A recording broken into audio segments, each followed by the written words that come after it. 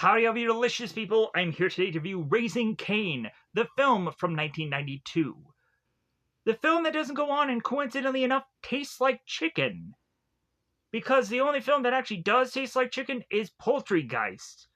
And I know that it is ever so tempting to go on and check out a movie called Poultrygeist because I've already said it now twice.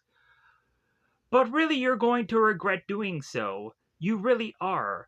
And it is actually a really awful and really just bizarrish like film that you're probably going to go on and want to see anyways, because I have already stated it so much so to not see it that you're going to verse psychology want to go on and then see it and realize how many lives that it has gone on and ruined via viewing of said film.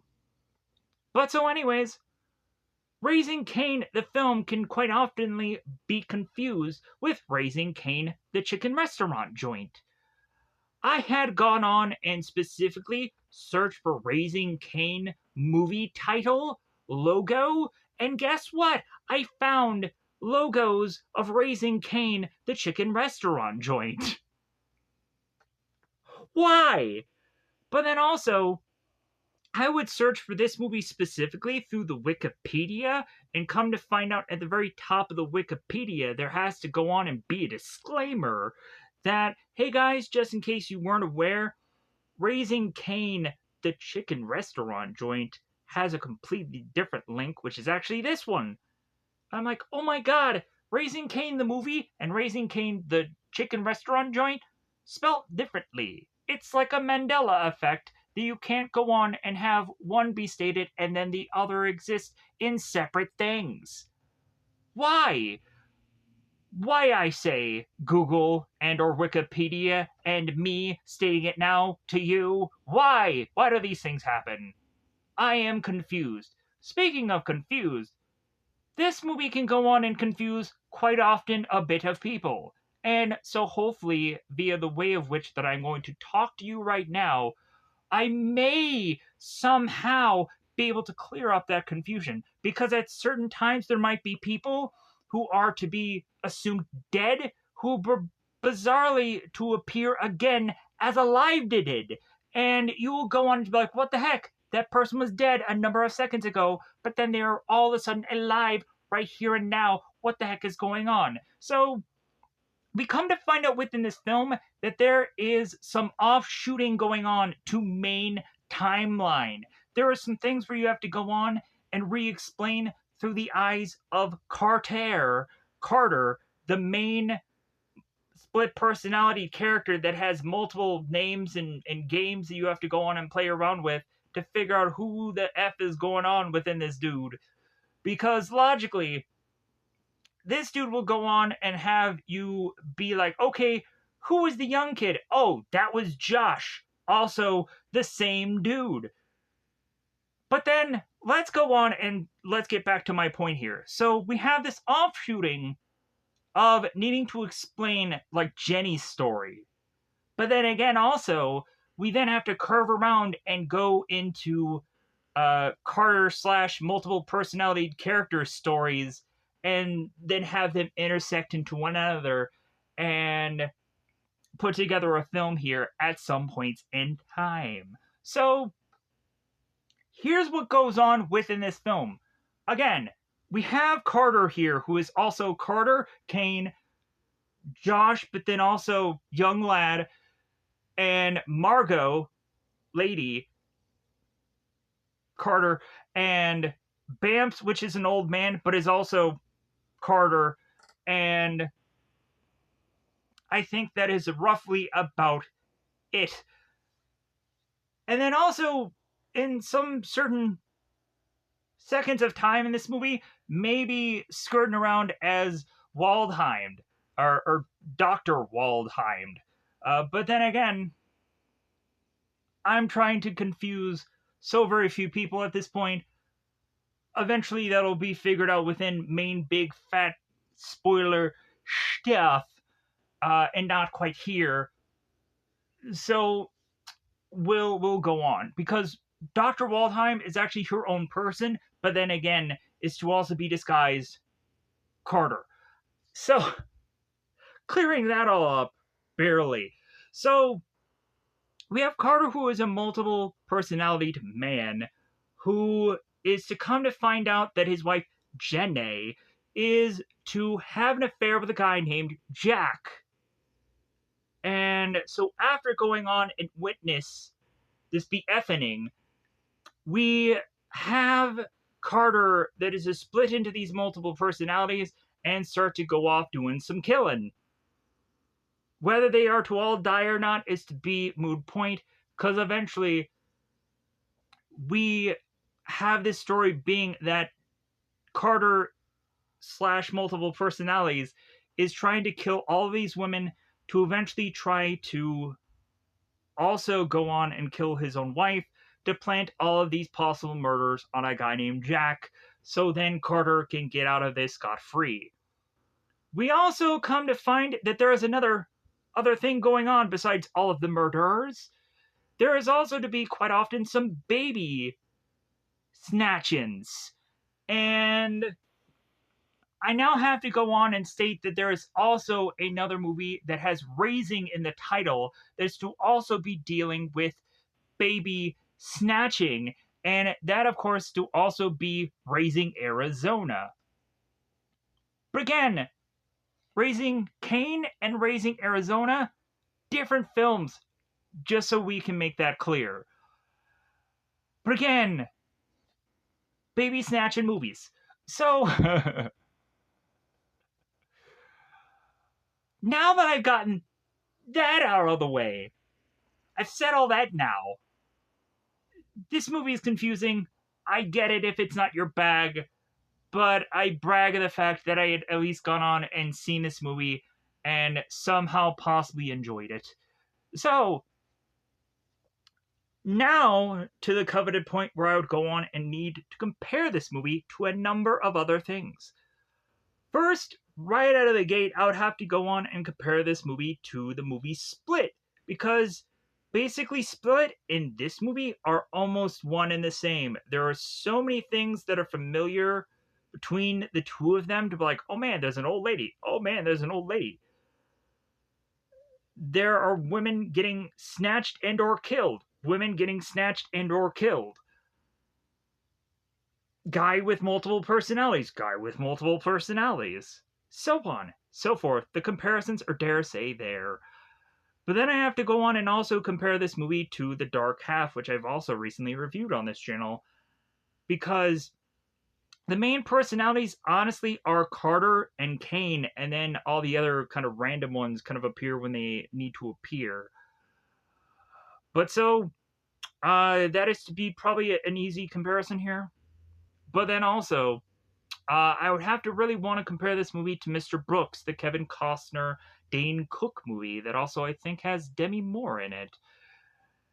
And if you haven't gone on and seen Mr. Brooks, it's actually a really good film. I actually really liked and enjoyed it. So if you haven't seen it, I feel you need to. It's actually a very interesting kind of killer film where we have Kevin Costner's character who is to really think and strategize very well how to go on and be able to not get caught. And so it makes for just a really interesting film, as well as also Kevin Costner's character is speaking to a guy consistently in this film who is to be his imaginary friend. And then eventually Dane Cook is to come into the mix and be this kind of third wheel where Kevin's character and the guy that he's talking to off to the side is trying to figure out how they can go on and get rid of either Dane Cook's character or figure out how to satisfy the Dane Cook character. And interesting endeavor. I've spoken way too much about that film. Let's push on here. So, I'm sure there may go on and be a plethora of probably other comparisons that I probably could have made here, but I think those to me are possibly the main ones. I could probably throw in stuff like Psycho, because there are certain scenes within this movie that does feel familiar to Psycho. And also the guy that dresses like a woman thing in this film. Comparisons. Because Margot.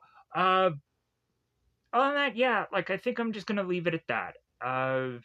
I'm sure I can probably even throw in stuff like American Psycho, but that's really reaching.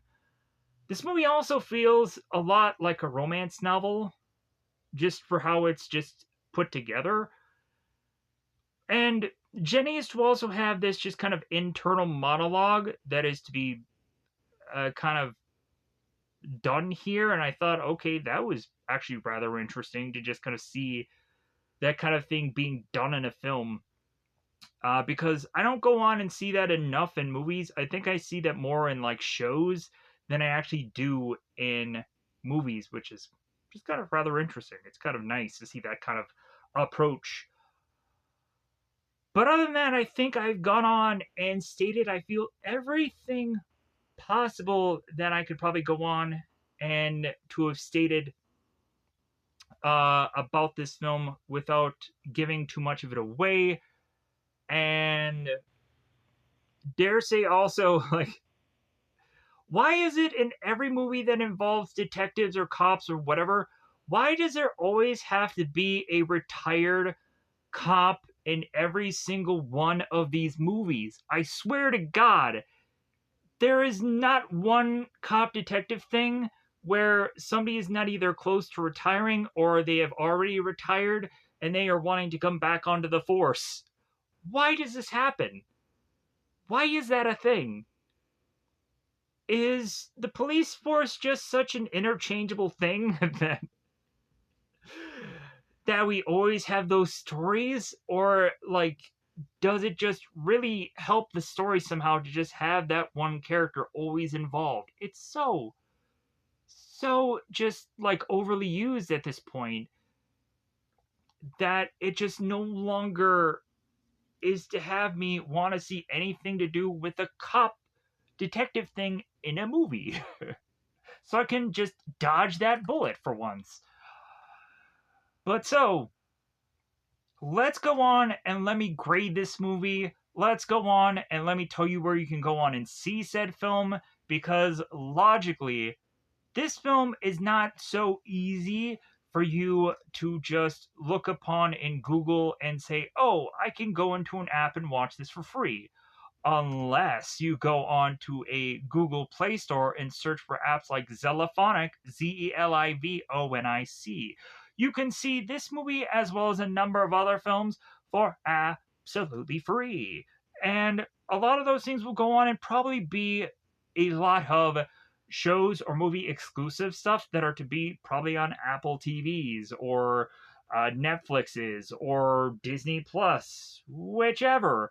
And you will probably go on and see those also within Zelifonic again for absolutely free. Then you can also go onto an apps like Manic, Mannic, or I think Plixor, Plixor.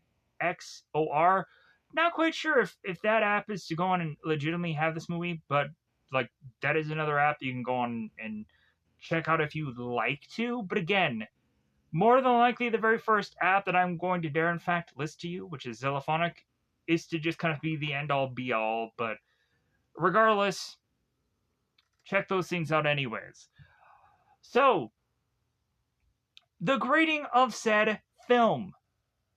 I would go on and say that the grading of this film is very debatable in my mind. I want to go on and say because of the confusion in this film, and also stating that this movie could probably be better with more than one of watching.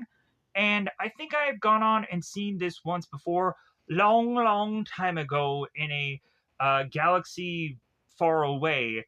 And still, like, it has been such a long time. Like, I kind of remember, like, flashes of this film, but then again, like, the only thing that I knew is that it was like a multiple personality film, but that's about it. That's all I knew. And so when going into this, I was like, oh yeah, a fair and this and that. Okay, all right. So, with that said, I feel the grading of this movie is that it is a solid, good film. It is a thumbs up. Really, I would go on and probably just say that it's a good film. Uh, yeah, like it's still gonna be a thumbs up. You're still probably gonna go on and like it. Maybe. Some people may go on and have wildly different opinions upon this film. I understand it because logically, I didn't understand exactly this film 100% of the time. So, with that said, I'm going to go on into full on spoilers about this bad boy and crank out everything that is to be within my phone, either cast list or whatever I insist to help me out figure out what the heck happened in this movie so I can go on and tell you what is to have, of course, stated it upon this film did.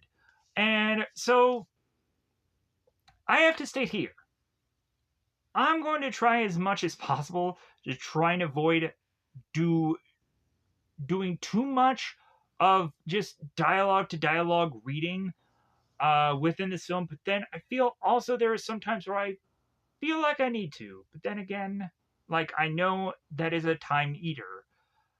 But uh, with that said, logically, some people may not want to hear this second half. Some people might just want to hear the first. It's okay. At the end of the day, still, you would gone on and watch this video, and I really appreciate you doing so because I have not gone on and really stated that enough lately, and I should always probably go on and state it that I do appreciate and thank anybody rationally going on and watching any of these videos, especially for how at some points I trip and fall and don't exactly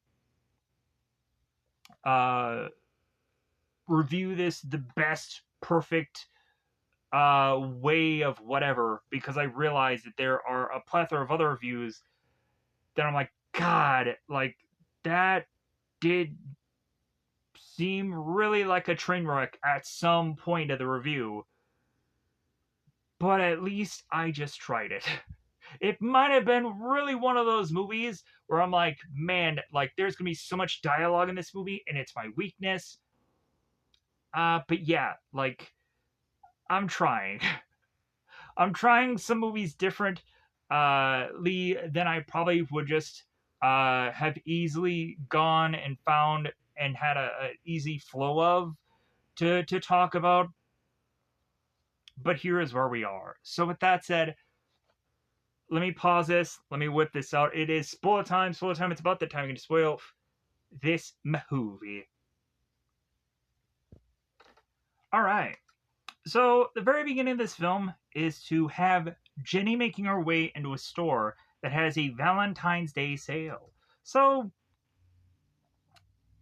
we would have Jenny making her way into the store that has this TV that has this heart around it. And Jenny goes on to make her way to these clocks. Wow, what a just amazing gift that you're going to go on and give your lover, which is to be a clock. But then again, also, maybe just your partner really just doesn't know how to tell time all that well, so you might as well just give him a clock. So, makes sense. But so, anyways, we have Carter coming in with his child, Amy, and Amy is going on and stating about flowers and how she wants to go on and pick them. And Carter tells Amy, it's like, well, hey, like, we don't go on and we pick flowers, we just look at them. And so Carter turns to Jenny, it's like, well, hey, like, it seems that Amy is getting a little restless, so how about I go on and just kind of take her and this and that. And Jenny's like, oh, well, we can just kind of leave now. And Carter's like, no, no, no, no, like, take all the time you need. Like, I'll go on and I'll take her. Because we find out even before this that it seems that Carter is a very attentive dad to his daughter, Amy. Even to the point of, like, when the credits are to roll in the very beginning of this, like, we have this whole TV screen that is to just be this kind of monitor to see how Amy is. And, like, Amy is well beyond, like, infant age. Like, this girl is starting to really get some age on her. So, but we also come to find within this movie that that Carter is this kind of like pediatrician kind of doctor, but it's not like a medical one. Like I think it's more like a psychologist kind of doctor and whatever. But so, but anyways, back to Carter and Amy just being out of the picture. Jenny's now going on and looking at this clock, and we have Jenny who's going on and thinking that she's going to make a purchase here, and it's like, oh yeah, would you like that gift wrapped? Oh yes, yeah, thank you. So we end up having a guy coming in named Jack, and I'm like, oh my god, this guy is like dripping with suave, and like we know that this guy is just looking at this girl like she's freaking lunch. In all honesty, sounds bad, but hey, I'm just being honest here. So we have Jack that turns to Jenny. It's like, well, yeah, like, uh, that's what I would definitely buy for the men in my life. And then all of a sudden he goes from a joke to just pure sadness here. You know what, Jenny, after the funeral, I was a block of ice. I couldn't bear to feel, so I felt nothing. I'm sorry I was such a mess of it. I'm staying at the garden court. If you wanted to just talk, I'll I'll I'll be there tonight. I saw you come in with Carter and the little girl. I guess I just didn't thaw out fast enough. Yeah. So Carter was to have gone on and had Jenny be his wife's doctor. And there's to be a scene in this film where Jenny and Jack are watching the ball drop. It's New Year's, and this wife of Jack's is going to die right after the New Year's ball is to drop. Jenny and Jack are looking at one another, and all of a sudden a peck on the cheek ends up getting full on blown kissing between the two of them. And then all of a sudden, Jack's wife's eyes seem to open a very creepyish like way, and then she dies. She cold blues. And so Jenny's going on like, hey, get somebody in here. She's dying. And so, yeah, Jack's wife, dead. But also, we are to assume that Jenny and Jack just have something just going on here that seems to just be undeniable between the two of them. That at some points, even though Jenny is talking to her best friend and saying, like, well, Carter is a really good man, it's like, yeah, but that Jack, though. What kind of garbage is that?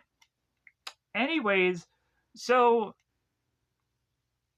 Jack leaves and he forgets his keys. Yeah, I'm sure he forgot his dick if it just fell off the man, I'm sure. But so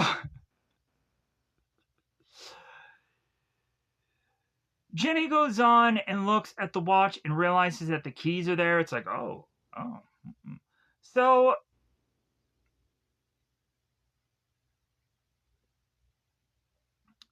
we have Carter that makes her way. Carter makes his way back to Jenny, and it's like, well, hey, are you all kind of finished up now? And Jenny's like, oh yeah, I'm finished up here. And so we also have Jenny that is going to take Amy to the park, and then uh but Carter is to go on like, well, I think it's gonna rain, like I think we should just go on home. And still Jenny is like, well, hey, I think Amy still needs to go on and spend some time with her mama. And so Jenny's like, well, yeah, like we just need some quality time. I'll be home soon. Yeah. Sure you will after you go on and stoop Jack, I'm sure, right? Stoop. So, we come to find that Jenny here is not only going on and buying the gift for her lover, Carter, but then also is to be tempted to go on and also buy a gift for Jack. So she can go on and turn around and give Jack this gift without him really realizing or knowing it, and still have another gift alongside with Carter. But eventually the two gifts end up getting confused, and Jenny then has to scramble and exchange the gifts, which eventually she goes on and yeah does. But uh anyways, uh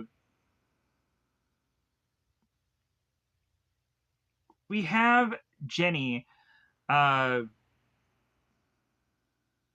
who goes on and she ends up calling the hotel and is to have to go on and leave a message for Jack here stating that he had left his keys. And it's like, well, hey, uh, like when Jack does get back at the hotel, I'm gonna go on and just leave a note that says that meet me at the O'Keefe Park. Uh, but then she says Camino Park at 1 o'clock, whatever that means. Uh, and also to be there at the playground. So we have Jenny that goes on and she brings the gift to to Jack's place. But then again, we realize that this is to be Carter's gift instead of Jack's. So again, Jenny goes back later on, exchanges it. So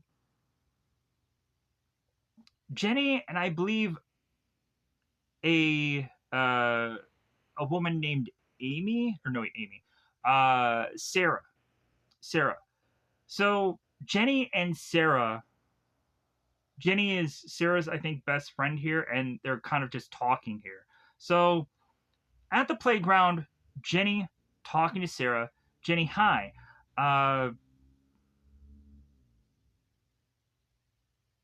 Where is Amy? Home with Carter. Uh, oh, I must have missed them today. The idea of taking a day off and spending it with Maxine hasn't even occurred to my husband. So yeah, so like this woman is going on and already like guilt tripping Jenny for like, well, hey, like my my husband isn't definitely as good as yours, but hey, whatever. Like you're gonna go on and just have an affair with him now, won't you? So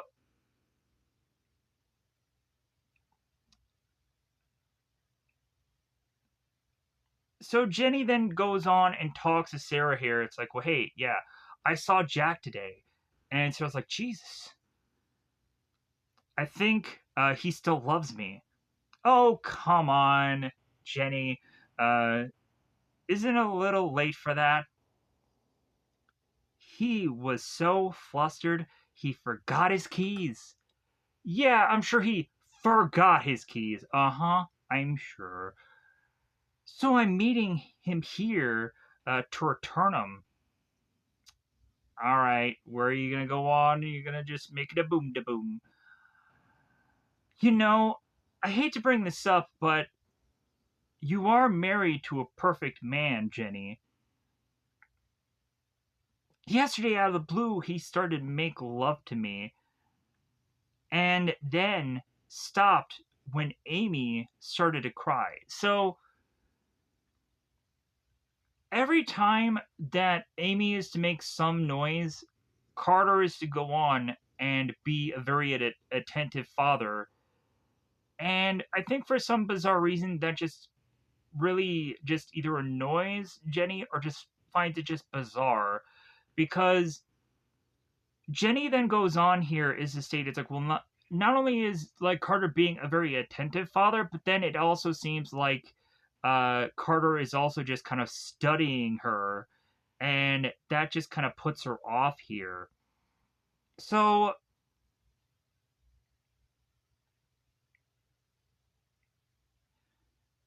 I have the horrible feeling it has something to do with his father. Yeah. So Bamps is to be the guy that is technically uh Carter's father, and Carter's father had gone on and done experiments on Carter, and that forced Carter into having all of these multiple personalities because of all the trauma that had been inflicted through his father going on and forcibly doing all of these experiments to try and make a multiple personality person. So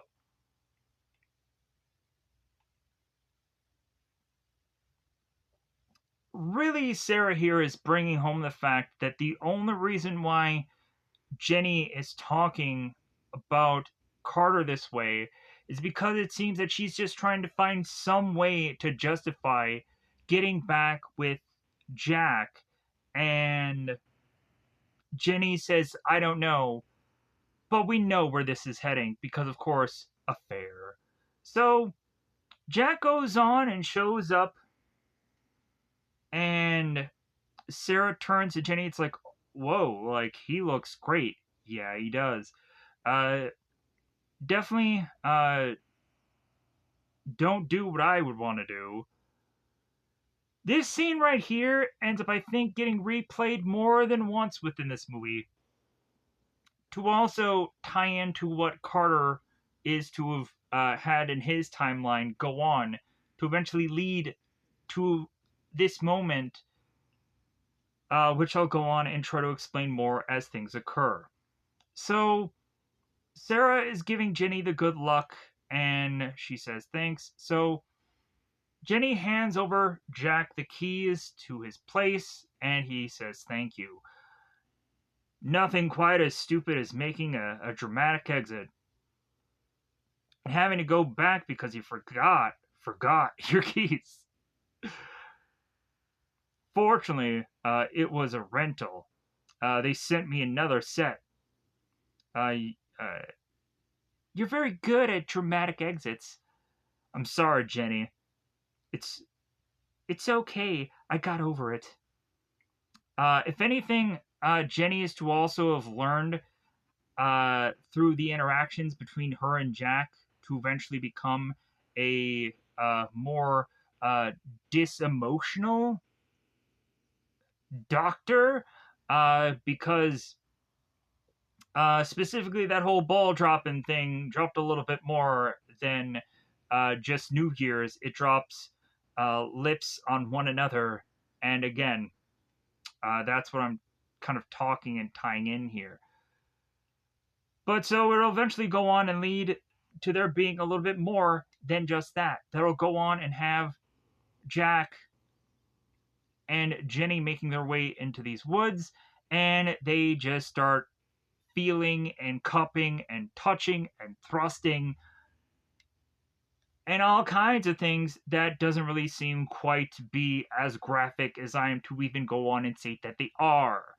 So logically, go on and check this out on the film if you want to go on and see what they end up doing. But again, really, there is not much of actual declothing really in this movie, but it does at some points get close to that. But again, these scenes will also be fairly brief. So, as Jenny is to be in the throes, let's just, say, all of a sudden she is to see a man or person off in the distance that is to seemingly be in with the trees and is to go on and take Jack's coat And eventually we will go on to find out that none other is either Carter or Cain, based on the ways in which Jenny has gone on to see said person. But so, it seems with that moment, we are to also possibly have this to believed that Jenny is just dreaming this affair. But then again, also, the affair is to have actually have happened. So that can go on and be fairly confusing to a lot of people.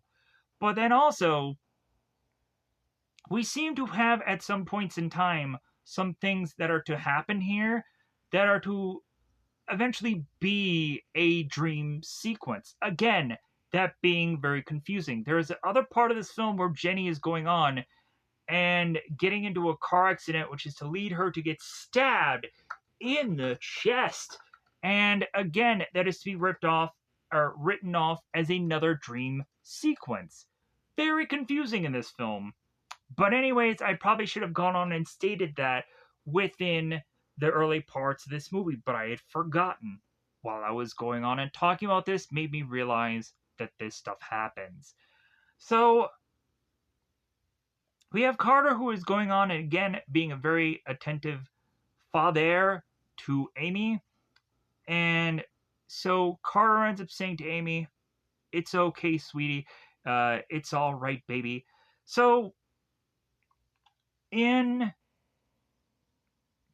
the inner monologue of course, Jenny, she states, "Why couldn't we just have a intercom to listen to instead of this TV thing?" I don't know why I agreed to this. Taking a couple years off from his practice to raise Amy personally, testing out a few new approaches to child raising right here in his own home. Maybe even write a book about it.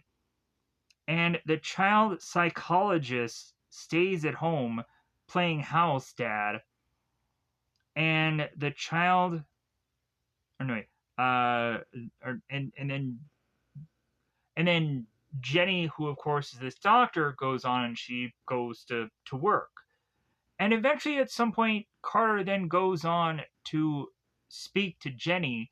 It's like, you know what? Like, I think that maybe I should go on and maybe get back to work. Like, maybe I've kind of put too much on you. And again, Carter is trying to be the perfect husband. But then again, like, it seems that the conclusion will probably be that still Carter will still be a stay at home dad. So Jenny goes on to make her way in to this shelf of this, I think, dresser or uh whatever this piece of furniture is that they kind of have these drawers to open and close. And so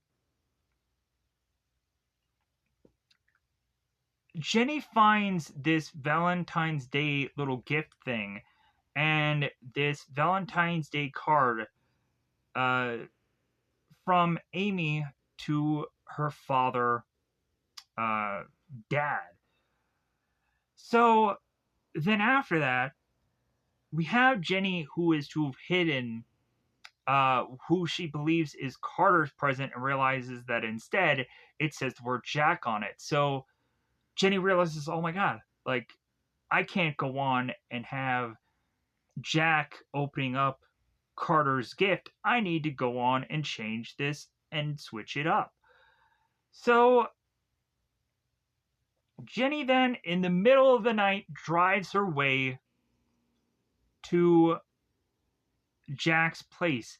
And here's where we go on and have the whole entire scene about Jack and Jenny and the whole ball dropping and the wife dying scene going on here, which I'm going to just completely fast track all the way through because I feel like I've gone on and completely explained most of this. So I'm going to go on and now get to the point where Jenny is now at the hotel.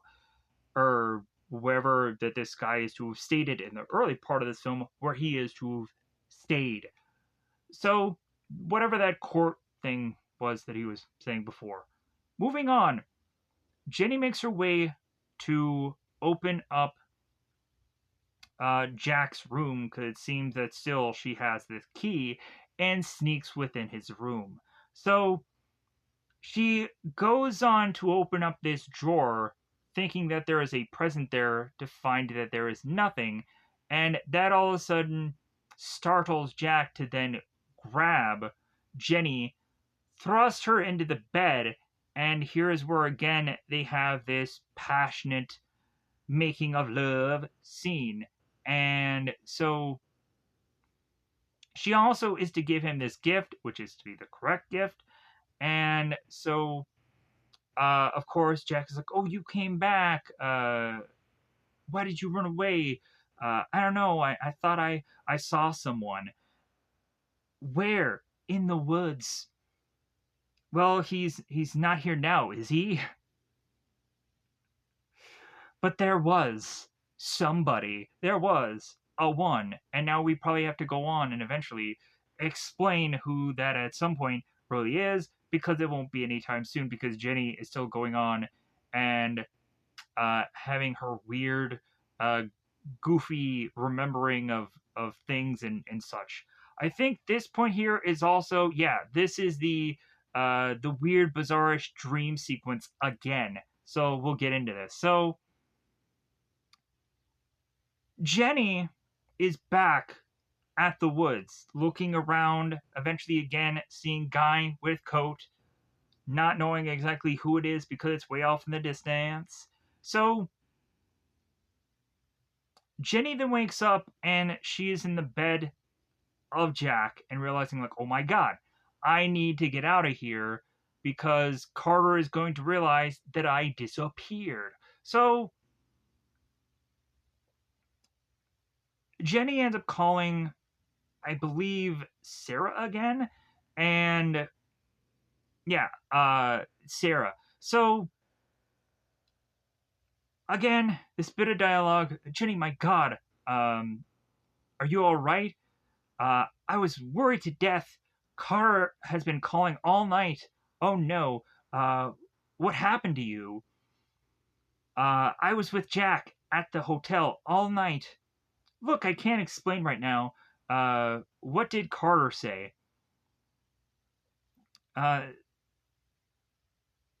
since you didn't come home and no one knew where you were, he called all the hospitals and the police. He figured you had an accident. What are you going to tell him? So, by this point in time, Jenny is just wildly crazy, just willy nilly with her car, because all of a sudden a bunch of bicyclists just kind of dart out in front of her. So she goes on and is to kind of swerve her car, and this lands her in front of this statue. And she drives so far into the statue that the statue's kind of spear or sword thing ends landing through the windshield and going and stabbing into Jenny. And then she all of a sudden, it seems, is to wake up and be next to Carter. Why is this all happening? Meh. So Carter ends up waking up Jenny because it seems that she is having a wild uh, dream here. So Carter's like, honey, it's okay. I'm right here. Are you all right? Yeah, I had the worst dream. I'll say you had a worse dream. You were moaning and waving your hands and probably having a really good time because you were saying the word Jack. No, she didn't say the word Jack, but she probably should have or could have just spoken in her sleep and just said the word Jack. Because then that would have been like, who's Jack? And so Jenny goes on and states that she was in a car accident in her dream. So,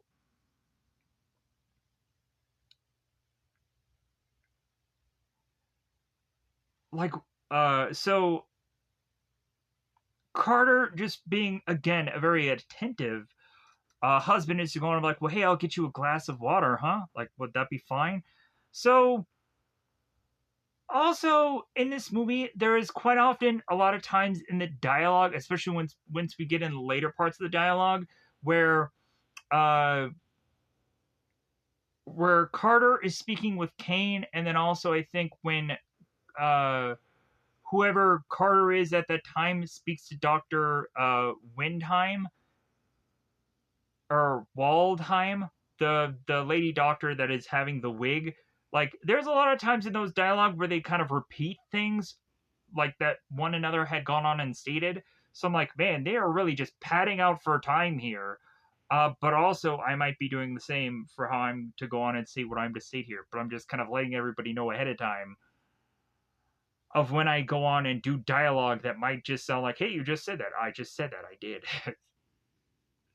Would you like green eggs and ham? I would, Sam I am. So here's where Carter goes on and mentions to Jenny, it's like, well, you know what? Like, I think it's about time that I should go back to work. Like, I think you've been working yourself too hard. You've been carrying on the load, and I mean load. She's been carrying on a lot of loads. She has just been loading it up, just one load after. Take the end-to-end innuendos as they come, and I mean come.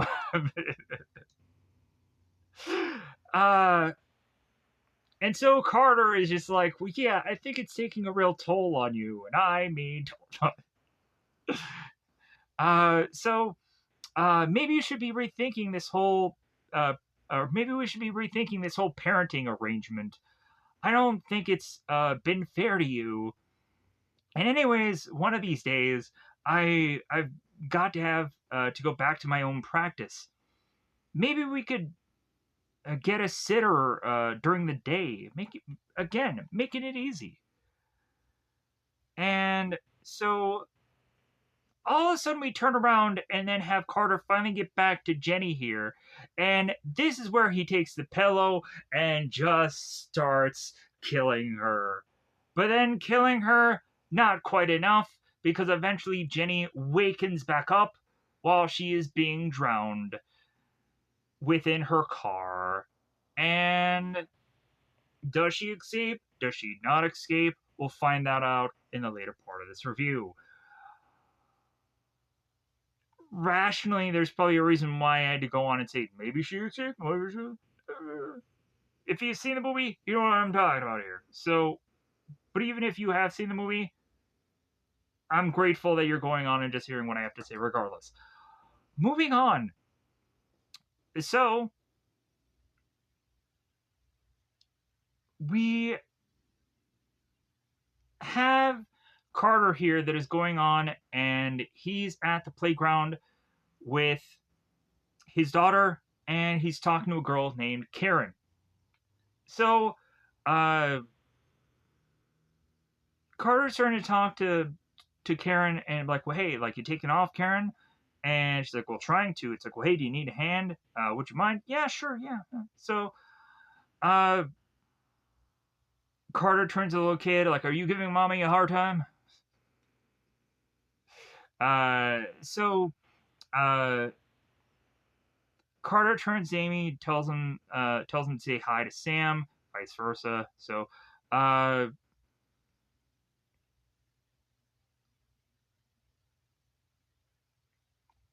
we have, it seems like something it just didn't feel quite right with Carter, and so Karen turns to Carter. It's like, well, hey, something wrong? And so Carter states here that supposedly Jenny was supposed to pick them up a half an hour ago, but she's just not there. So Karen ends up like going on like, well, hey, like she probably got delayed at the hospital. Like, hey, how about carpool? Hey, yeah, like let's go on and like I have an extra seat in the back, so why not? So they go on and they carpool, and Carter goes on and looks at Karen's son. It's like, well, he's such an amazing kid. Uh,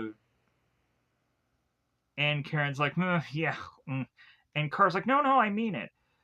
Uh, it's like, you've done a great job with him, Karen. Like, 12 points to Gryffindor for you for this day. And like, do you realize how important these early years are for Sam's development?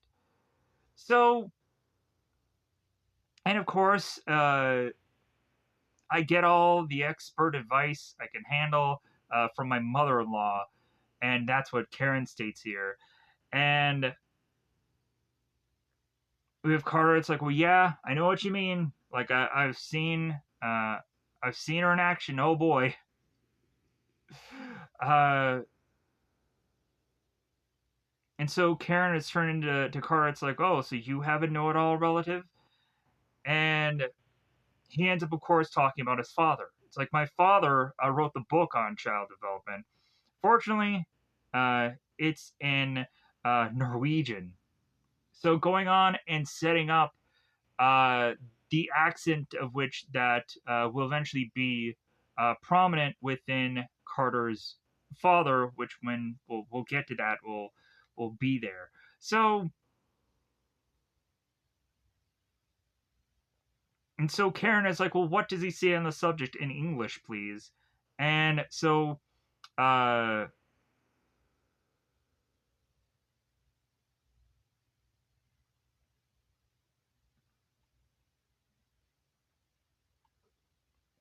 we have Carter that states that his father is one of the most visionary men in the field.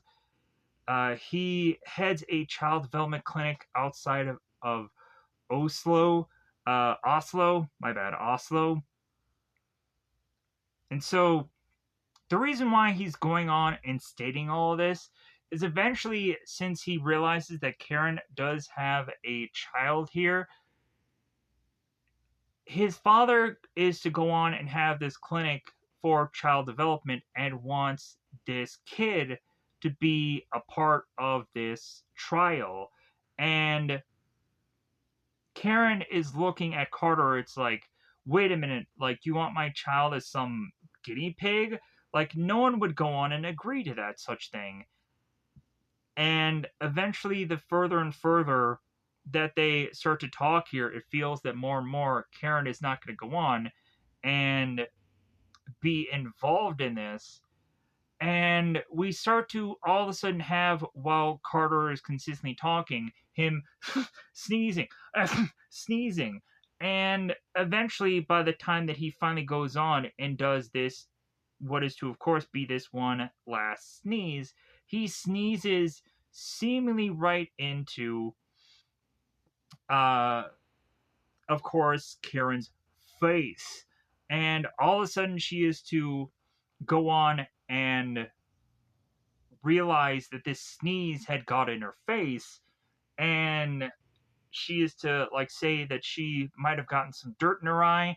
And so Carter's like, oh, let me get a tissue for you. And so as he goes on and gets a tissue for this girl, the tissue is to be laced with chloroform, knocking her out here. So as we go on and have Carter realizing that he has to scramble here and figure out what he's going to go on and do with Karen, all while Carter is also looking on and seeing that the children are starting to open and close their eyes. There are two guys that are just kind of walking along this whole path here, and Carter is just like, oh my god, like these guys might see me, these guys might catch me. What am I gonna go on and do here? Carter is just scrambling, just kind of looking around and just kind of seeing how many possible witnesses could go on and be a part of this possible premeditative murder. And so Carter is scrambling here, and also it doesn't help that Karen has kind of landed her head onto the wheel of this car, and the honking of the horn is to be blazingly consistent here. And so We then get finally Cain that appears seemingly out of nowhere within this leather black coat and these sunglasses, and is to go on and tell Carter here, you've got about 5 seconds before these guys are in your face. Kiss her. Carter's like, what? Kiss her. And so Carter goes on and kisses Karen, and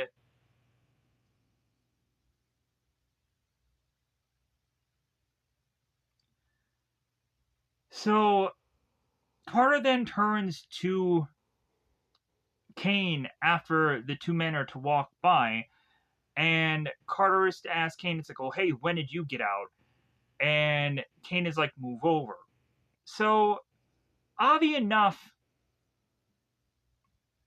we would have Carter here that is technically, I think, stuck in the middle of this car, but then also, uh, we then, I think, have like Karen who may be kind of in uh kind of somewhat in Kane's lap, but then also might be in Carter's lap. I don't know what's going on here, but there's just a weird like figuring out of like, okay, where are these people and how are they all sitting supposedly? But so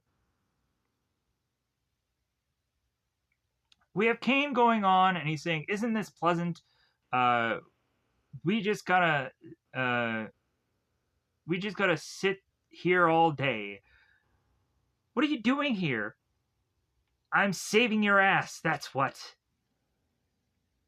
I was just supposed to come along for as an observer. Right now, I'm observing, or what I'm observing is very odd. Twin brothers chatting in the front seat of a car while the driver is slumped over the wheel. What is wrong with this picture? I don't need you. You don't need me? I don't need you. Let's get out of here, Carter, before we're seen. Because believe me, we'll be remembered. Yeah, especially the guy with the freaking glasses. And probably a guy talking to himself is probably also going to probably be a little bit crazed for people to not remember. So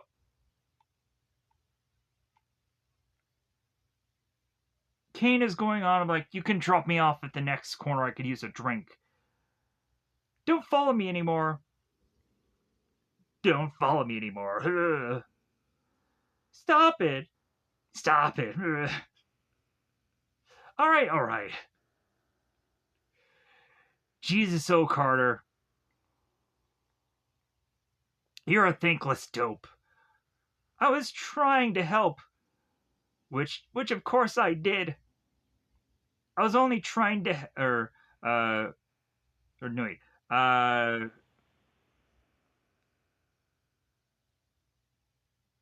or which of course I did, and you can't fuck it up. Blah, blah, blah, blah, blah, blah. This thing you're doing means everything to the old man. I, I'm not fucking it up. Oh, really? By the way, what were your plans on doing with the little missus here, which is, of course, to be Karen? I'm gonna take her back to the park and leave her there. Very good. I'll see that you've got this all thought out. No. Uh, take her to the park and leave her there, and then what? So, eventually, this all comes to the fact that Kane has a clear idea of that he's going to go on and take Karen and take her for a drink. A drink meaning he's going to go on and leave her in the water for no one to ever find her again. And so that's uh and that's what ultimately the plan is here. So we have, of course, Carter here, and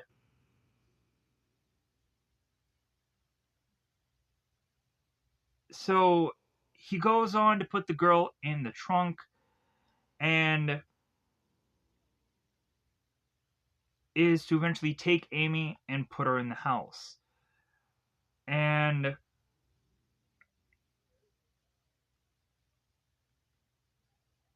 we then have Jenny and Carter that is talking here. So Jenny is going on and saying that I've been up all night with Miss Beller. The radiation seems to be working. Honey, I've I'm gonna lie down for a bit before I take her to her. Honey, I'm gonna lay down for a bit before I take her to a checkup. Isn't she beautiful? So as Jenny is to go on and lie down, we come to find here is where uh we find out more that this is actually to just be Cain as he starts like unbuttoning his pants, then starts to get close to Jenny, and Jenny's like, "Oh, like, uh, Doctor Nix, how horny are we?" So, uh, all of a sudden again, we hear Amy off in the distance, and so Carter's like, "Well, wait a minute, I'll go and I'll get that." So, all while also we have the other kid who is Karen's kid who is also saying, "Mommy, mommy, mommy." So Cain has to also go on and focus on that. So Carter goes on and takes this kid and drops him off at his father's place. So Cain is going on and telling this kid to shut up and stop that and this and that. And so this hotel is to be the Riviera Motor Home or whatever, the Riviera Hotel or whatever this place is. So, and eventually this will be another place that they kind of go back to in the later half of this movie. So we have Cain that is going on and talking to uh, Bemsy, who is to be the dad, the old man, and so the old man is to look very much like Carter, but of course is much more older and aged and whatever. And I thought that that was kind of rather interesting, and I thought that I was like, oh my god, like they look the exact same. And also, it's kind of funny how Doctor Waldheim ends up also bringing that up. It's like, man, like he looks just like his dad.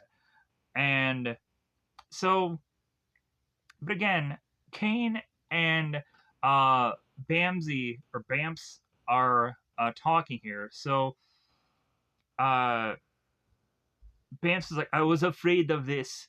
I wanted, uh, I wanted him to do this himself. I didn't want you to help him. Geez, Daddy, I was only trying to help out. If I hadn't been there, we'd all be fucked. Carter's an amateur. He panicked. Oh, stop it. I know you, Cain. Carter's weakened, and you stepped in. We all know your tough guy act, but you don't need, but we don't need a loose cannon here. Carter can finish this himself. Let me tell you something, Doctor. I know Carter wants to help, but we're talking about stealing kids here and experimenting on them. You may need this loose cannon. You should have never gotten out. You're nothing but a cheap hooligan. I am what you made me, Dad. Oh, shut up and finish your or shut up and finish your drink. I have already. Then I'll get you another one. You know, you could get us all put away for good. There's no jail that can hold me. I'm the escape artist, remember? I learned it breaking out of all of those cages you locked me in. They are there. They were not cages. Yes, they were. They were specifically designed infant environmental. They were cages. Hush, hush now. You'll wake the children. Hey, I'm not here to hold a grudge. After all, where would I be without you, Bamps? You wouldn't exist. That's right. But I do exist, don't I? I'm the fucked up experiment of yours, and that just won't go away. Hickory dickory dock. Cain has picked the lock. I'm out of here. The cat's in the bag, and the bag is going in the river. So don't fuck with me, Dad. You may lose more than your license this time. Have you talked to the others? About what? What we're doing? Are you kidding? If Margot finds out. Hey, what did you put in this? Just something to relax you. You feel. We come to find out that Bamps had drugged Cain here. So that way, instead of having Cain in control, there could be some other personality that could instead take control, and and that of course is what Bamps needs here, is someone else to just kind of take the reins. And eventually, the more that Bamps is to think that Carter is in control, we would find out that the other, who is Cain, is actually the case here. So, because Bamps is like, Carter will handle everything now. So, Sarah and Jenny are talking here. So, Carter isn't making any sense. I have a terrible feeling it has something to do with his father. Jenny, you're not just finding an excuse for you to get back with Jack again. Boy, he looks great. Yeah, definitely. But just don't do what I want to do. So, again, this is a part here that is in the uh, the Carter timeline, and it's to get us back to a point where we see Carter going on and suffocate suffocate Jenny here. And so we're kind of getting this a replay back. We're having this to now be I think uh once Carter is to go on and be at the playground with Karen, I think that's when the kind of timeline goes back. And I wish that they would have kind of stated that somewhere, where maybe if they would have said like hours ago or X number of days ago, to not really confuse people, because really that could have been a perfect time to really just have stated something. But they didn't, of course. Why would they? So, all while Jenny and Jack make their way into the forest, we have Carter that is to almost follow Jenny and is to all of a sudden bump into a girl named Nan. And this girl, I was like, why does she look so freaking familiar? Coincidentally, this one girl had done a number of voices for a bunch of superhero content as far as like animated and cartoon stuff is related. I'm like, oh my god, wow, like this girl has amazing freaking IMDb page. But then on top of that, I'm like, where do I remember her from? And I assume I remember her from somewhere in 90210 because that's the only thing in my main brain that clicked in my mind of how this girl looked so familiar to me. Because I couldn't think of anything else. Nothing else just kind of made sense here. But so, but I was just like, man, why does she look so familiar? But anyways, so Carter is talking to Nan, and so Nan is like, well, hey, can you do me a big favor? Can you drop me off at Mrs. Roberts? And Carter is like, sure, I can do that. I just have to pick something up first. Or I just have to pick something up first, which is Carter going on and picking up that coat. So they go on and they put the kids in the car. And so Carter ends up telling Nan, it's like, well, hey, can you look after Amy for me? And so that's where Carter makes his way into the woods. And so Carter is looking at his wife and Jack going at it. So here is where Cain and Carter are having this conversation here. Come on, be a peeping Tom in your own time. We're gonna lose that kid. Or no, wait, we're gonna lose that kid. That's my wife. No shit. I married her too soon. She never got over him. Look, Carter, why don't you just go home? I'll handle the babysitter. I guess you're right. I don't feel very well. I'd better just go home and sleep. That's right. Go sleep. I'll take care of everything. Like usual. So,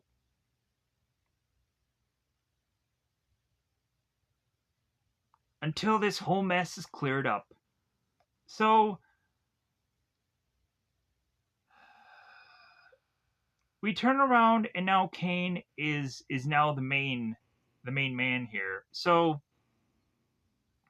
Cain is looking on at the wife going at it with Jack. Poor schmuck. And he's like, ooh, yeah. So as he looks down into Jack's coat and sees the hotel keys and this and that. So Cain goes on and is to take Jack's coat, his trench coat, and makes his way back to Nan. So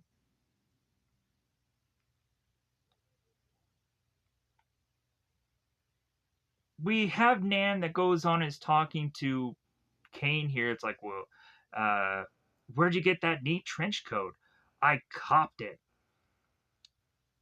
You know, Dr. Nix, I should be going out with older guys. I tell you something. For a man your age, you're still pretty cute. It's not the mileage, honey. It's the make. Keep an eye on the monster. I gotta go pee. So Connor is going on and watching on the kids, and here's where we have Josh come in.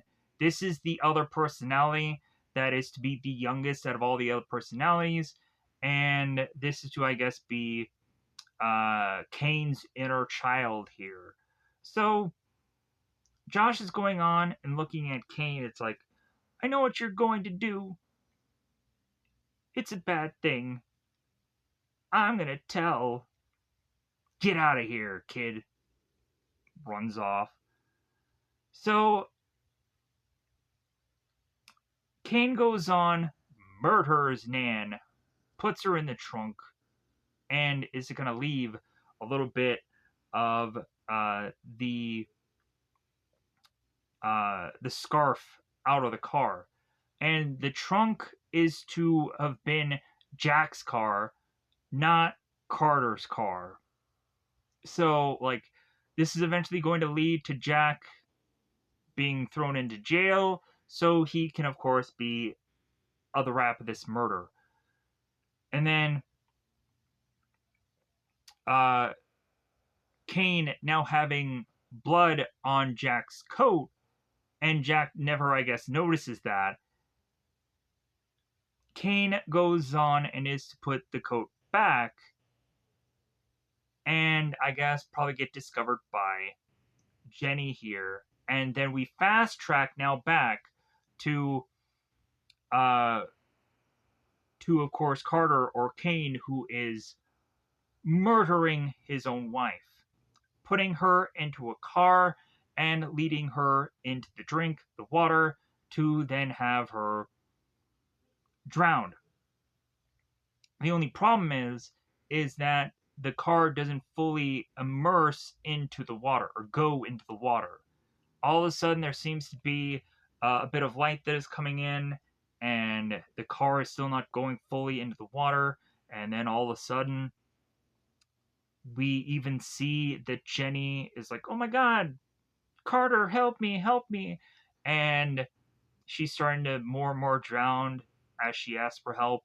And then the car fully goes into the water, and we just have to naturally assume that Jenny died, even though that is not actually be the truth. Jenny reappears and is to go on and really put the boots to her own husband, which is really going to be an awesome scene. But then again, also, it just feels bad just because it's like, man, she had an affair. It feels like she's going to go on and get away with this. But again, like, having an affair doesn't mean that death is to be the punishment for that. But, anyways, moving on here. So, Jack goes on. Let me pause here for a second. Here's hoping for eventually a door sound dampener thing to just work really well, surprisingly well. But then again, who knows? Because eventually I'm gonna go on and I'm gonna get something for like underneath my door to hope that there's just this little bit of sound that just kind of comes through the door. Hopefully that'll go on and just resolve that. I hope. Hopefully that comes today or probably tomorrow.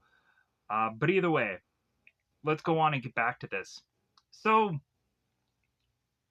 Jack is to go on and wake up with the sound of his present going off by this drawer. So he opens it, and it's to eventually open up this present and just be like, "Oh, Jenny, huh?" So he goes on, and of course, probably maybe reads the note, or maybe just goes on and be like, "Yeah, like I am definitely having this girl just be like, uh, just in love with me, even though again, she's with some other guy." So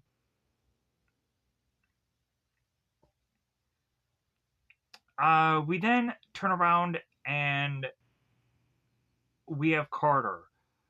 Carter is now talking to these police officers.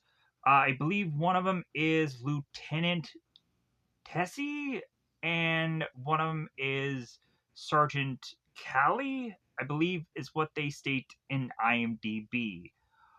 Again, whether that is to be what is to be stated in the film, because I think both of their first names are to be stated by eventually a retired cop named Mac. That is to be what I just read in IMDb is what their names actually are. So that's kind of what I'm going with here. So Carter is telling both these police officers that we were all going to a beach today to have a Valentine's Day picnic. Jenny took Amy to the park while I packed for the Jeep. I guess that was at 8 o'clock. They were supposed to be back by 10. My wife is never late. I was immediately concerned. So I went to the park to reach for them at about 10:30, but they weren't there. So I called up you fellas and came right over here.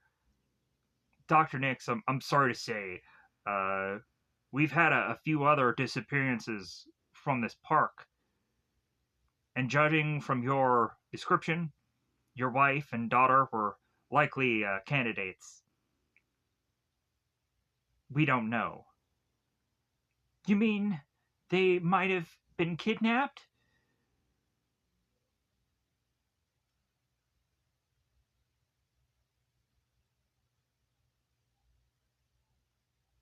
Uh,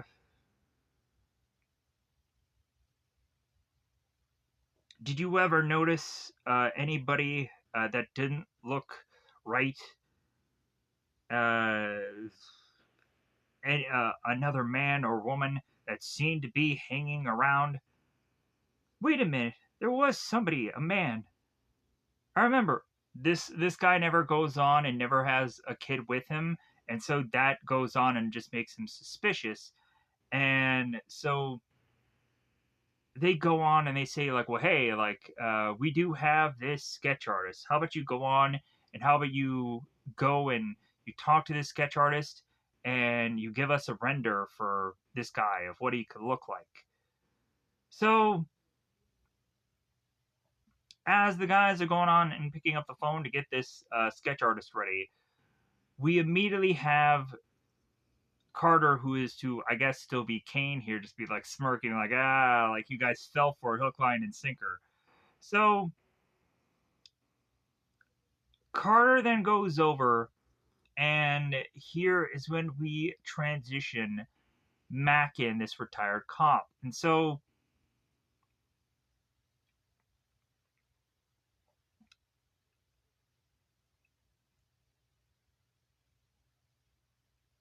we have Mac, and he's going on and he's talking about Dr. Nick. And this, of course, is to be kind of a name that goes on and sticks in Mac's head. Uh, and Mac is to state that this is just seemingly ancient history. And the authors are like, well, yeah, that's something that you're really all knowing of because of how old you are, and also how retired he's supposedly supposed to be, but he just can't retire. So Callie is going on and trying to get Mac like, hey man, like retire, go home. Uh like stop wasting your time. You're retired now. Uh don't come to the office anymore. Sit in your favorite chair. Watch the shopping channel. Go wash your car. Watch a movie, maybe Raising Cain on Blu-ray and DVD. uh what are you doing hanging around here looking over our shoulders? Uh like some Monday night morning or a Monday night quarterback, Monday morning quarterback. That's what he says. Uh, you're not helping out. You're just in the way. Well, maybe you can tell me who Doctor Nick is. It's that guy over there working with Peters. Yeah, any dope can see that. But I worked another Nick's case 20 years ago. 20 years ago? What are you talking about? I'm talking about that guy's old man. Are you sure? Same name, same face.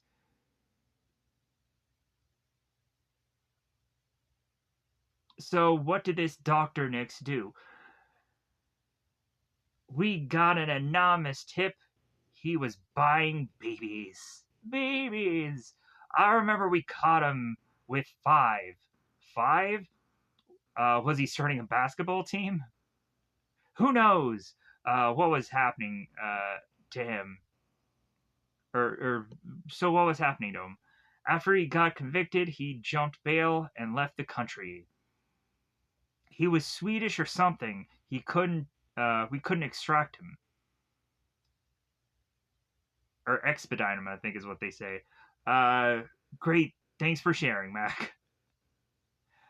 So, at the guy's trial, associates testified against him, and Dr. Lynn uh, Waldheim, which we'll eventually see her wearing a wig and going on and stating about the whole book that she was a part of, that she eventually didn't want to get in part of, because eventually finding out what actually was to have taken place with that book. So, uh, they go on of like, well, hey, yeah, like I just called Dr. Waldheim's office. Uh, they tell me the doctor checked in the hospital. Uh,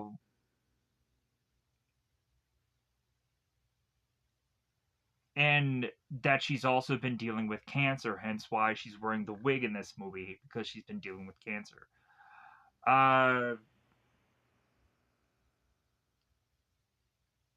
and that Mac had gone on to state to the Dr. Walheim that this is to all be having a kid disappearing connection with Dr. Nix, and she said that she'll be right over. So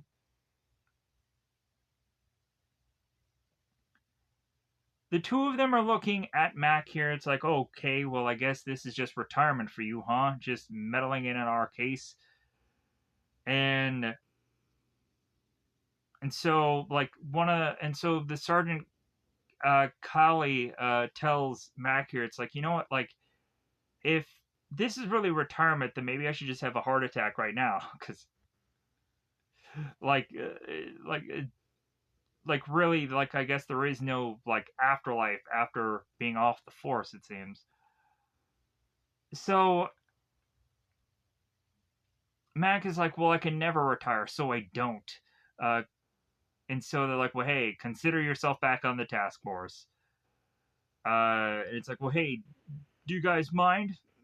Of course not, because you're basically solving our case for us. So, uh, so Mac thanks Terry and Sean. Again, Sean is the Cali guy. So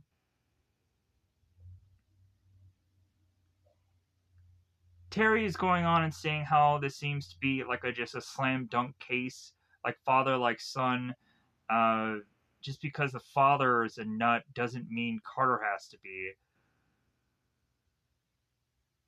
And so Terry's like, well, I'm just kind of going with what I got here. Disappear or disappearance from the same playground. As soon as Peters has finished with that sketch, I want it over here. So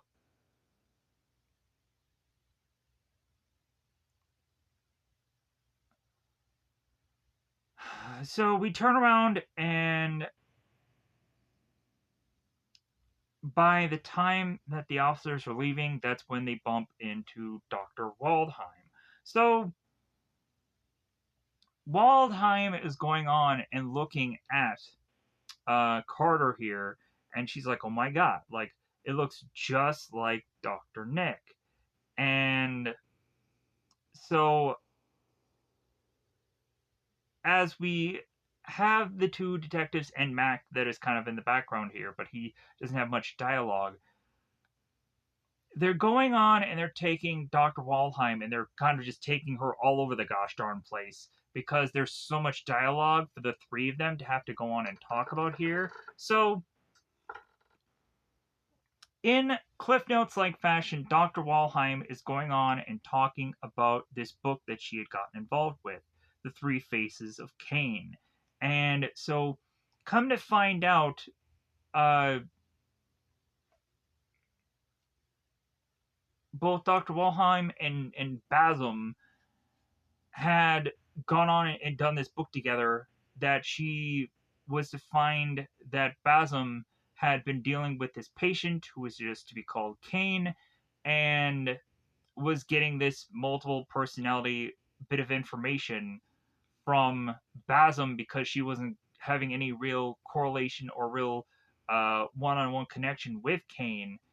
And come to find out, the further and further that she gets involved in this book, and then it becomes a movie and this and that, eventually she wants to go on and get no credit from ever being involved with that whole situation, because after the fact she ends up finding out that Basem had gone on to traumatize and torture Cain to eventually have all of these multiple personalities, and that ends up having Waldheim here not wanting to get at all of any kind involved in any kind of making of money with this book whatsoever.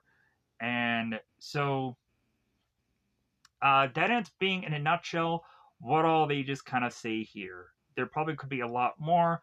Check out the movie for more of the details. I'm just kind of skimming through a lot of that. Because, again, so much dialogue that I've already kind of stated here. But so, anyways, as well as also we come to find Dr. Walheim, who is just kind of going on and just not knowing exactly where to go. And so the detectives are just kind of grabbing her and kind of redirecting her where she's going. There's probably a whole reason why I'm going on and stating all of this, because I'm trying to get to a point to where I can figure out where I can go on and continue talking about this film. So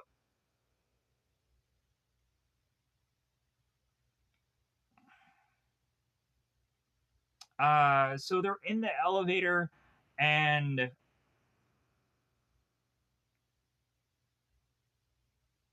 they also had of course Walheim, who was talking about that she had testified in Bamp's trial, and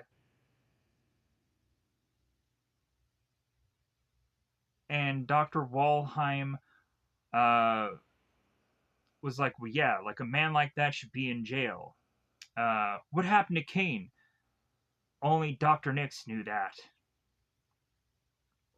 Uh, so they go to this corner, and they come to find out that there is to be a body here that we're assuming is actually Jenny's body, but then when they go on and uncover said body, it actually ends up being Karen instead, and she's dead here.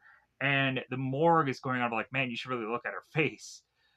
We also come to find that this girl is trying to claw her way out to get to freedom, but again, dead here. So we would have assumed that this would have been Jenny dead, but no. So the cops go on and they make their way uh, to this location, and they find Jack here. And Jack is going on and he is having some flowers in hand. And so the cops are going on and like, well, hey, you're going to have to go on a short ride with us, sir.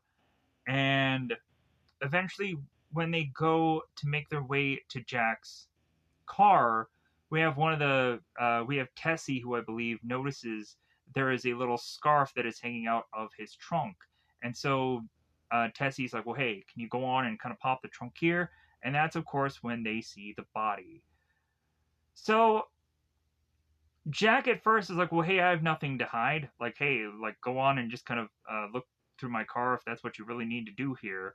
And so they find the body, and so Carter is now made his way back home. And he, of course, is getting a phone call. So he's getting a phone call, I believe, from his father telling him to turn to Channel 6. So Channel 6 is going on and stating about a 18-year-old babysitter and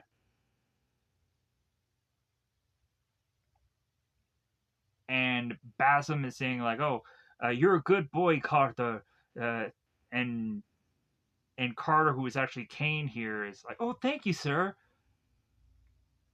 Now meet me at the hotel at 4 a.m. downstairs." "Yes, sir, I'll be there." "Bye, bye, Basim or Bamps." See, Basim. Uh, the child must be moved tonight. Bye, bye now. The charges against Jack Dante, 35, include first-degree murder and kidnapping. He is also being questioned about the disappearance of Sam Bowman, age 4, of Bayview. Carter is still watching the news, or Cain is still watching the news. The body of his mother, Karen Bowman, from the trunk of her car is in Half Moon Marsh. And so after Cain has just kind of had enough with the news, he flashes through the channels to all of a sudden go back to the monitoring of his kid's room, to all of a sudden come to find that a person is to appear upon said room. That, of course, is not his daughter, but we have to assume is actually Jenny here, who is very disheveled and very scary and haunting here. So Carter is like, "Oh my god," or Cain is to be like, "Oh my god." So Cain is to make his way to Amy's room, and he is to try and get a candlestick, and is to kind of get ready, and he ends up seeing these two shoes here, and he's like, "Okay, all right, like this must be her. Like I'm gonna go on and get ready." And so he tries to turn on the light. As he tries to turn on the light, there is to be a blade going into his wrist.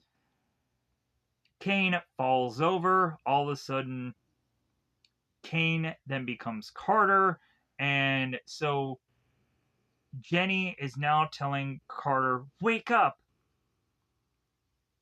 Don't move or I'll cut it." "Jenny, what are you doing?" "I'm bleeding. Oh my god, I'm bleeding. And I can help you. I want to know where or what you've done with Amy."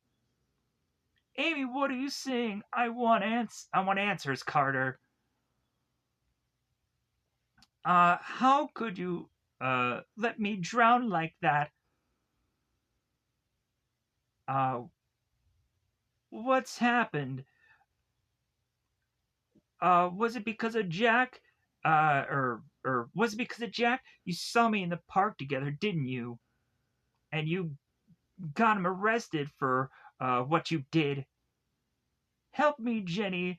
Uh, then tell me where Amy is." "But I don't know where she is. What are you saying?" "Why don't you tell her before you get your throat cut?" "But I don't know where she is. I don't know where she is." I I don't. Who are you talking to?" "I do. I took her to dear old dad." Uh, where is he?" "Who are you talking to?" "Where's Amy? Where have you taken her?" "Taken her? Taken her where?" She's with my father." "Your father? What are you saying? Your father is dead." "No, he's not dead. He's here. Amy's with him. She's fine." "Tell her, Cain. Tell her. Tell her she's fine." So, yeah, so the further and further now, like, uh, Carter is going on talking to Cain, who really isn't there, and consistently now Jenny is trying to figure out what the heck is really what Carter is saying here, as he's really just kind of talking to somebody else besides actually talking to her. And so the unfortunate just kind of wrestling between the two of them just has eventually uh, Jenny going on and eventually telling the authorities, as the authorities are to make their way to Jenny, and so they clear everything up. So we have Dr. Waldheim that is going and eventually talking to Carter, as Carter is to still have like multiple personalities here. And the two detectives are going on and talking to both Jenny and Jack. And a bulk of what is to be said here is that there's a possibility that they're probably thinking uh, that Carter could be too nuts to go on and rationalize him to just be put in normal jail, because more likely any attorney can see that this man is unstable and that he can just go and be sent to a mental hospital instead of going into a normal jail for however long. And then eventually, once he's to become cured of his disorder or ailment or whatever, that eventually he will probably go on and be set free. So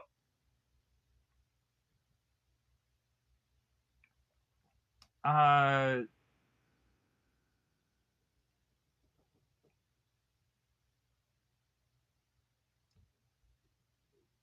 so we have Dr.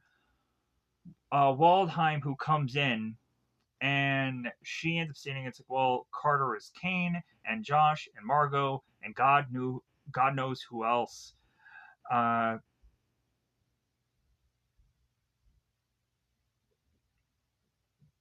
it's not really quite sure if Dr. Nix had gotten all the precise data to Dr. Waldheim, so it could be that uh, that there could be more than these just personalities that she'd already listed. That's what she's kind of stating here.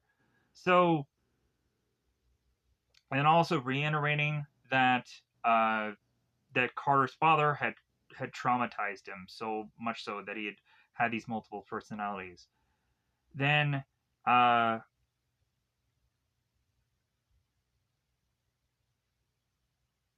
and over like years and years of just abuse or whatever, he just observed the effects of all this.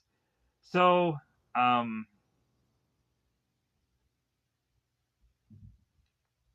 and so Jenny is going on and asking this doctor, it's like, well, hey, like, does Carter know what he did? And Dr. Waldheim is like, Carter doesn't know anything. Uh, Cain did all the killing. Who is Cain? One of Carter's multiples, one of his splits, one of his personalities.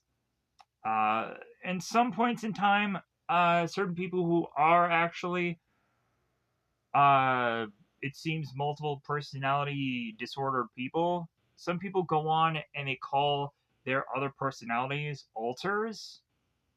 Like I guess that is the more scientific term to state here instead of multiples. But I guess there was not that actual terminology during this film. Whatever, let's move on. So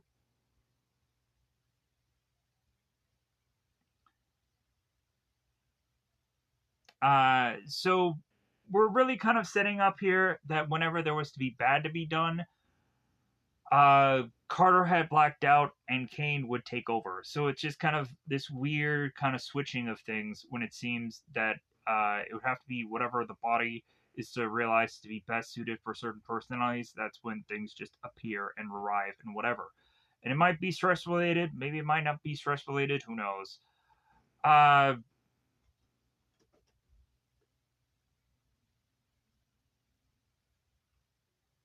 but if anything, like when Carter does wake back up, he just is to realize that there is just to be some loss of time. So but he doesn't really know what had happened while he was to have been asleep. Uh, he may be confused, but his conscience is cleaned.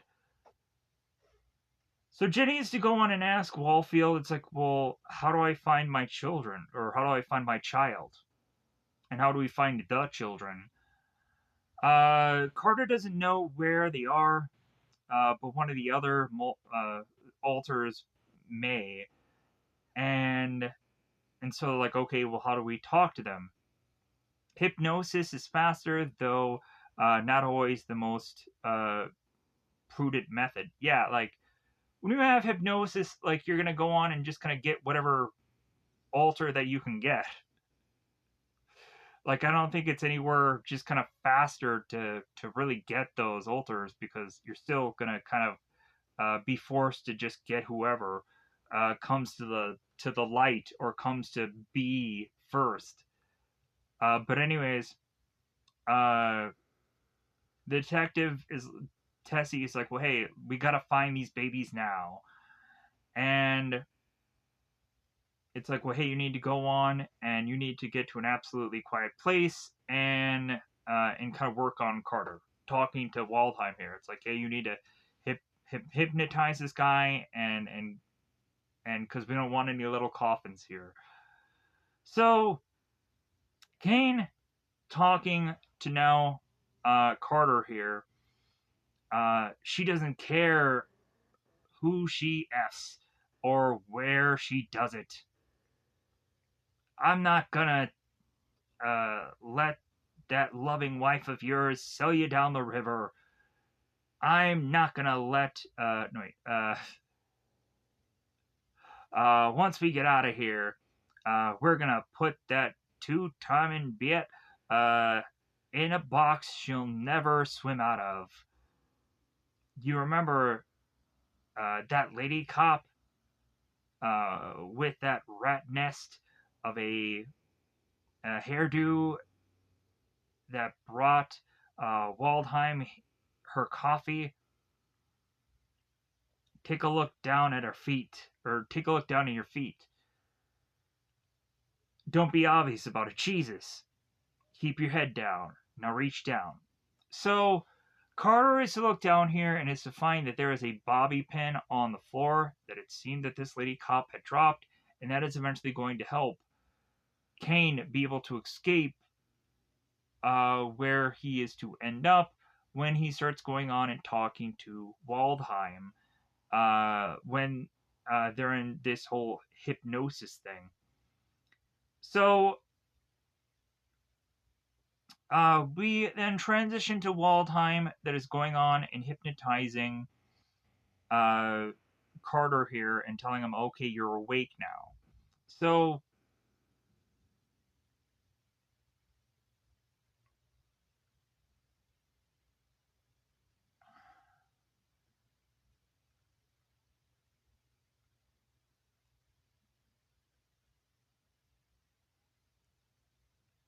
as the further and further that Waldheim is to be talking to this persona,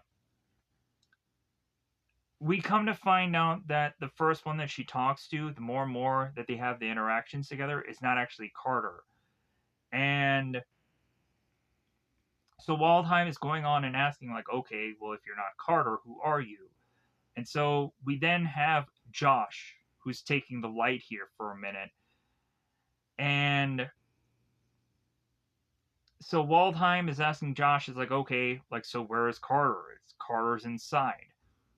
Inside where? Can you wake him up so I can talk to him? And Josh is like, no, Bamps would hurt me. Who is Bamps? Bamps, my dad.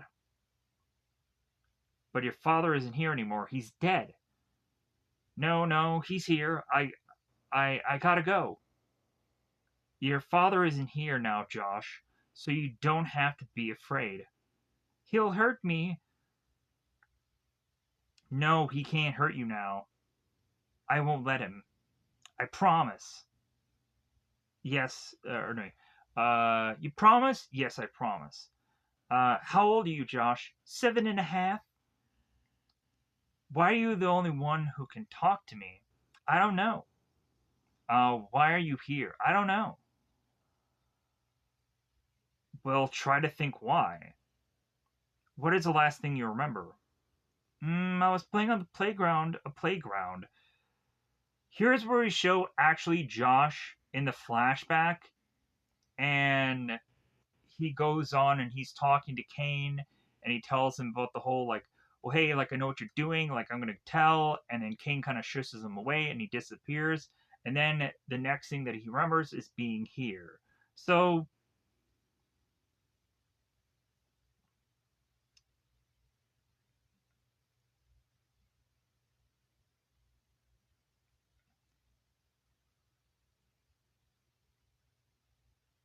so after going on and having this bit of dialogue with Josh, at some point Josh starts to get a little scared because someone else is coming, and that other person ends up being Margot. So Dr. Waldheim is just like, okay, what's really going on here? As Josh is to kind of look back, and then uh,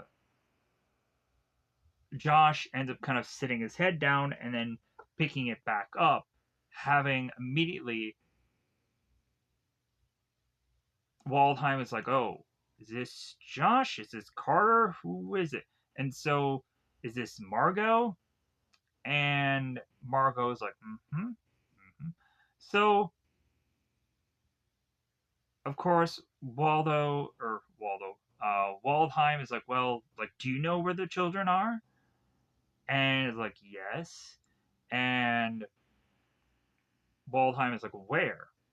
And so Margot is like, come here, come closer.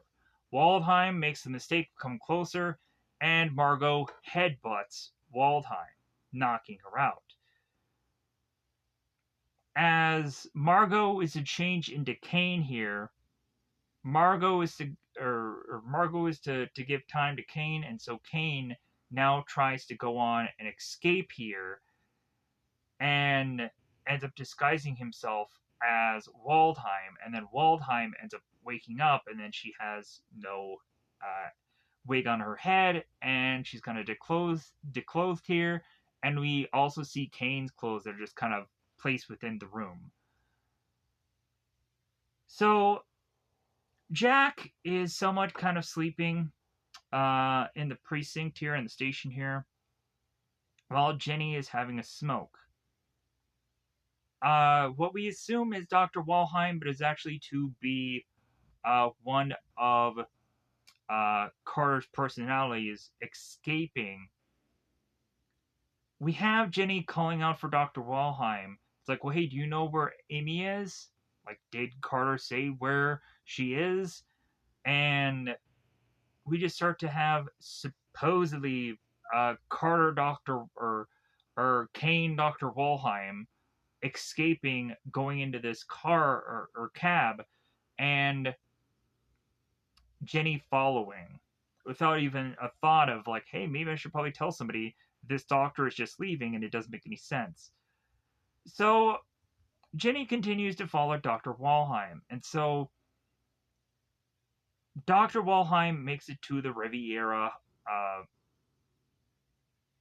place, and there seems to be a bunch of guys that are there that are it's seemingly doing some kind of weird construction, and there is a bunch of just kind of weird, awkward items that are to be in place by this hotel.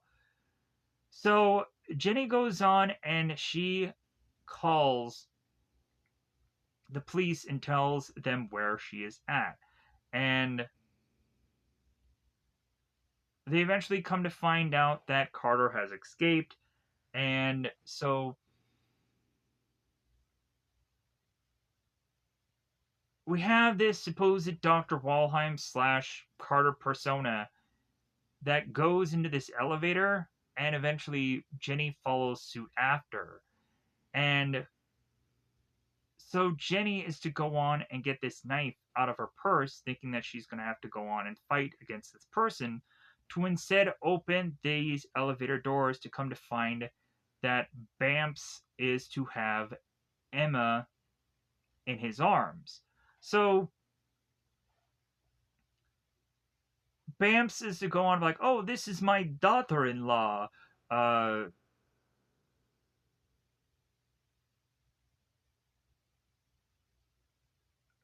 Put that knife down and come out. Give me my child. I want my mommy. I have a gun. It's pointed at your heart. If you have anything to say it gently. Uh,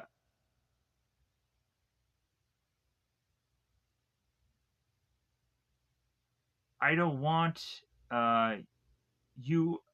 I don't want you upsetting the child. You're the mother. You're scared and angry.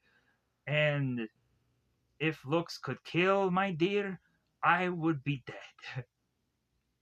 I love that line. Uh, it's okay, honey. I'm here now, and we're going home. Now drop the knife and come out of there. Uh, why are you doing this? I can explain.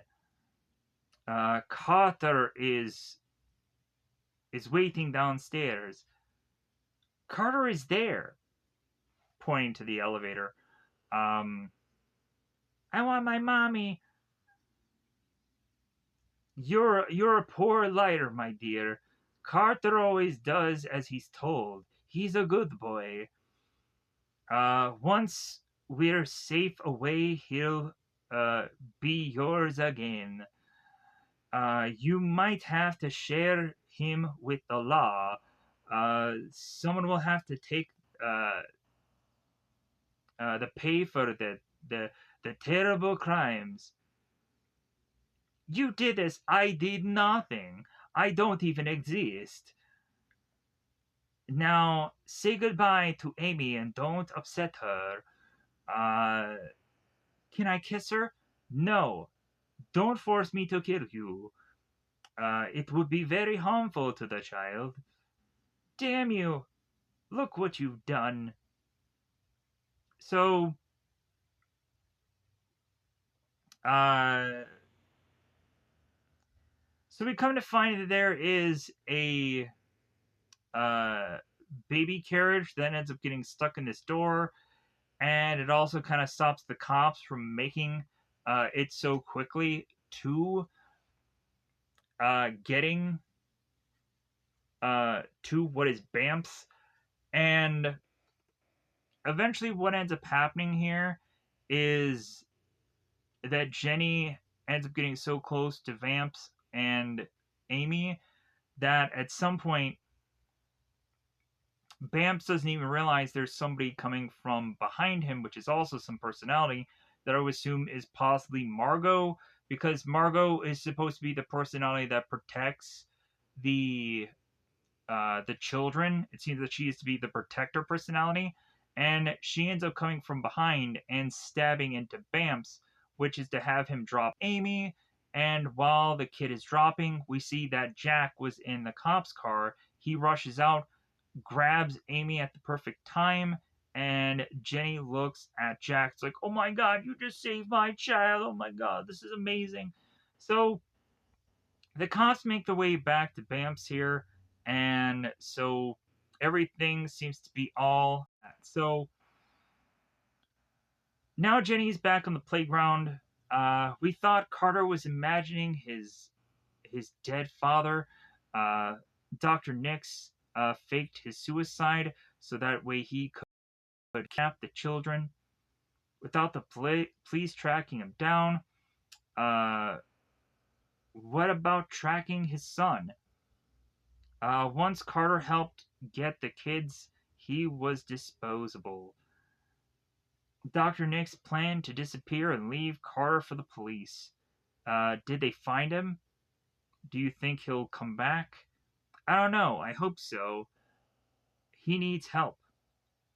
So, Carter or Margot, I'm assuming this is Margot. Margot had gone on to stab Bamps, and then he had went back into the elevator, and as the cops were making their way to get to Bamps, Margot disappears and escapes, and she leaves without seemingly anybody noticing because she's kind of covered up. But also, she has no feet. Or she has no feet.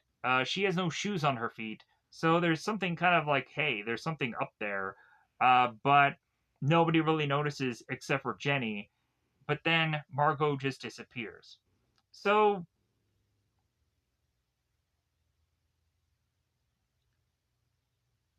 they go on, and so Jenny is going, and she's talking about how she now has Jack at her side. And also Sarah's like, well, hey, like, I guess you should have had a gun, but I guess Jack is better than a gun, or about the same as a gun. And Jenny's like, well, yeah, Jack has been very supportive. And so we go on off in the distance and have consistently someone calling out for Amy. So Amy makes her way into these woods, and Jenny follows after her. Come to find out, uh, when Jenny makes her way back to Amy, Amy then appears like, "Hey, where's Daddy?" And uh, and she's saying, "Daddy's here," and Jenny's like, "Well, no, she's not." As soon as Jenny goes on and picks up Amy here, we then come to find that Margot is right behind her. And Jenny goes on and says to Amy, like, come on, we've got to get back. Come to mommy. So that, of course, ends up finishing up the film. We have to assume that Margot is going to go on and probably kill Jenny here.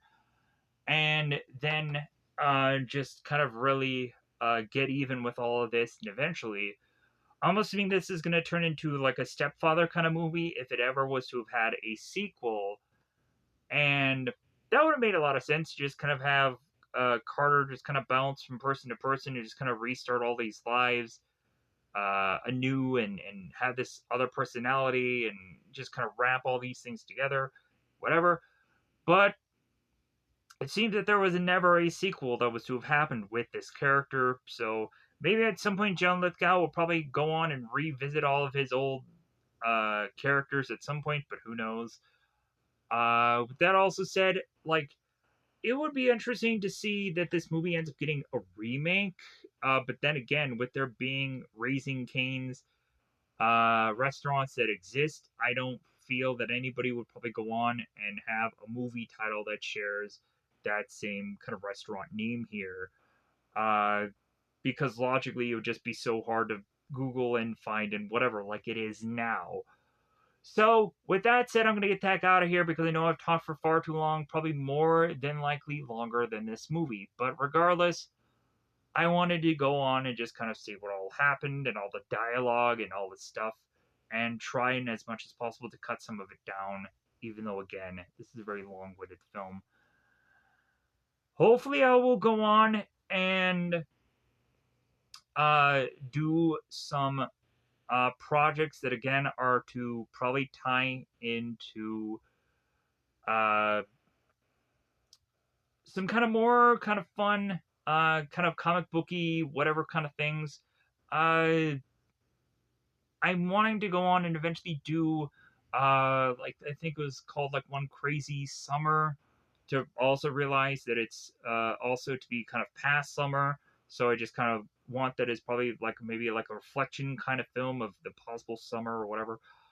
Uh, other movies and shows, I do realize that I still eventually have to get into doing the Crow Stairway to Heaven, but I'm also just kind of having a little fun romp with all the projects that I'm kind of doing right now. And so, to be determined of when I'm going to actually do that. There are just a lot of projects that I actually really want to get all into, and there is actually a decent amount of lists of stuff that I want to kind of carve away at right now. And we'll kind of see when eventually I get into the Crow's Stairway to Heaven, because eventually I'm gonna have to start watching some of that show. But other than that, I think I'm gonna just try to get out of here so I can get this video up, because I probably know that I'm gonna end up having to fuse some clips together, or luckily it might just be able to be one clip, and then I can luckily quickly put this out. But other than that, thank you for going on and watching this. Let me know in the comments below any possible, I hope, just kind of movies in the future that people may want to go on and have me to check out. I know this is at the very end of this review, and why would probably people check it at the very end? But hey, if you really have checked it at the very end, then maybe you could hear all this. But also what I'm kind of doing in the future. Other than that, yeah, I just gonna want to leave everything up in the air. Um, Eventually, I want to go on and cover the Jim Belushi film Mr. Destiny. I know that probably is not a well-known title to a lot of people, but uh, with the cast of this movie, sounds really interesting. It has like Michael Caine in it, Jim Belushi, the girl who ended up playing Sarah Connor in the early Terminator films is in that film. I think Rene Russo is in that movie. Excuse me.